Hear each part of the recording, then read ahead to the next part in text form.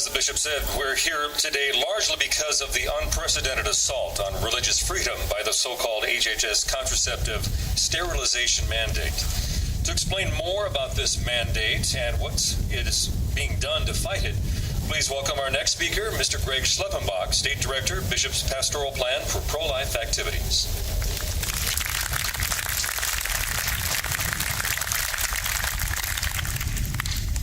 Thank you and good afternoon. The first task that I have is to remind you about this terrible mandate that has been thrust upon us, violating our religious liberty. I want to point out, first of all, that this Health and Human Services mandate is by no means the only religious threat that faces us, a religious threat to religious liberty. There are many other ways in which religious liberty is under attack. A couple of examples of attempts to alter church structure and governance, discrimination against faith-based humanitarian and adoption services, to name a couple. The Health and Human Services mandate emanates from the federal health care law, known as Obamacare, which requires all health care plans to cover quote-unquote preventive services for women, without co-pays or any other cost sharing.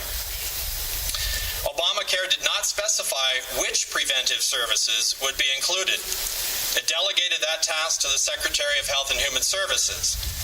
The Secretary in turn asked a panel from the Institute of Medicine, which included numerous Planned Parenthood board members, to identify these preventive services.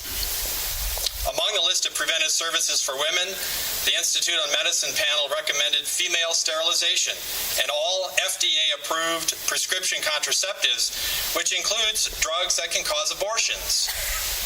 The Secretary of Health and Human Services readily accepted the recommendations, making it clear that this administration views pregnancy as a disease to be prevented with surgery and abortion-inducing drugs. The Secretary of Health and Human Services not only accepted this recommendation, she adopted an incredibly narrow, unprecedented religious exemption that is unprecedented in federal and state law. Religious employers are exempt only if their purpose is to inculcate religious doctrine and they hire and serve mainly people of their own faith. Most religious institutions providing health, educational, or charitable services to others have no protection. As the Catholic bishops have pointed out, under this definition, Jesus and his disciples would not qualify as religious enough, since he healed the needy regardless of religious affiliation and taught followers to do the same. Besides its unprecedented narrowing of what it means to be a religious employer, this administration's edict does not exempt religious insurers, schools with student health plans, families purchasing insurance, or businesses owned by people of faith who have religious or moral objections to providing and paying for such services. So what is the status of this mandate and our fight against it? Well, first of all, on August 1st of this year, the mandate went into effect for most health plans, including businesses owned by people trying to live their faith. For nonprofit religious institutions that are not exempt from the mandate, for example, the schools, hospitals, and charities, the effective date is August 1st of next year. This delay is supposedly to allow time for the administration to accommodate the concerns of these religious institutions. The problem is that this administration has made it quite clear that they're unwilling to reconsider our primary concern: the mandate's unreasonably narrow and unprecedented definition of what it means to be a religious employer. So what is the status of the fight against this mandate? Well, first and foremost, the foundation of what we do must be prayer and fasting and education. The U.S. Conference of Catholic Bishops has sponsored a Fortnight for Freedom, 2 weeks of education and prayer and fasting from June 21st to July 4th, and continues to provide the faithful with great educational materials to educate ourselves and others about this unprecedented attack on religious liberty. I encourage you all to go to their website, usccb.org/conscience, and find all the great materials, educational materials on religious freedom and the right of conscience. Also want to mention another area that's very important, and that is litigation. There are many different lawsuits that have been filed against this mandate around the country, including right here in Nebraska. Our Attorney General, along with several other Attorneys General from around the country, filed suit, as have a number of different plaintiffs around the country and in various jurisdictions. A couple of those cases, including the one here in Nebraska, unfortunately have been dismissed.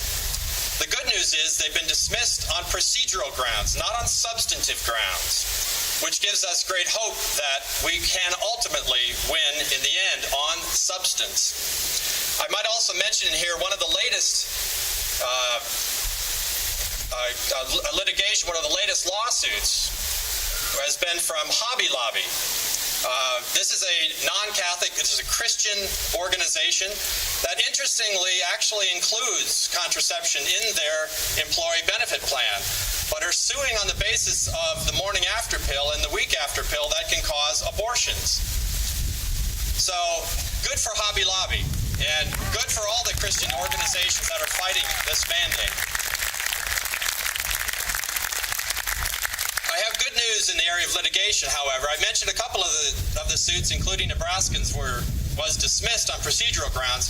There was a lawsuit in Colorado by a for-profit organization owned by a Catholic man that filed suit and actually won the case, at least initially. The judge issued a temporary injunction against enforcement against this particular business and did so on substance, on the substantive argument that this was a violation of the Religious Freedom Restoration Act. So again, there is great hope, and there are a number of other lawsuits out there that have not yet been heard in court, or certainly not resolved. And so we continue to pray that these lawsuits will be effective and successful. Another area that's being pursued is legislation. Our congressman here in this area of Nebraska, the 1st District of Nebraska, Jeff Fortenberry, has introduced the Respect for Rights of Conscience Act. It's been introduced in both the House and the Senate. Unfortunately, the Senate has voted against it or did not pass in the Senate, has not been taken up yet in the House. But we continue to push very hard for this very important legislation, which essentially applies to Obamacare the very same conscience protection that we have in other areas of federal law. Nothing more, nothing less. When we consider this attack against our religious liberties, our religious freedom, we're tempted to ask this administration, who do you think you are? But I would end with a question that was put to all of us by a recent writer in Crisis magazine, who asks, who are we? He says, who are we? As we clamor for our right to religious freedom, perhaps we should look to ourselves when we question our threatened exile to the desert beyond the public square. Are we a people who have placed our trust in God, or have we gone our own way? Have we used the freedom God gave us to obey His commandments, or have we pursued false gods and their false goals? Have we trusted the church as the incarnation of Jesus in this world, or have we decided that the church was in error, setting ourselves up as the ultimate arbiters of the truth? Have we forgotten who we are, giving strength to our enemies while weakening ourselves?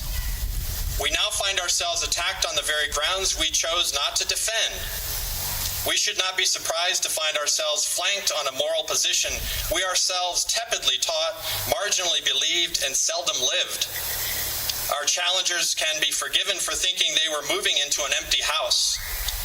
We are not victims of a crisis inflicted by others, but in a quandary of our own making. We are a people who did not trust in the love of God. Today we face a threat to a religious freedom to teach and to live what the church teaches, a freedom we chose not to exercise because we did not trust a God who teaches us how to love. Maybe it is time to go out into the desert to remember who we are. At this time, I would like to ask Celeste Fortenberry to come up, and she is going to read a message from Congressman Fortenberry again, who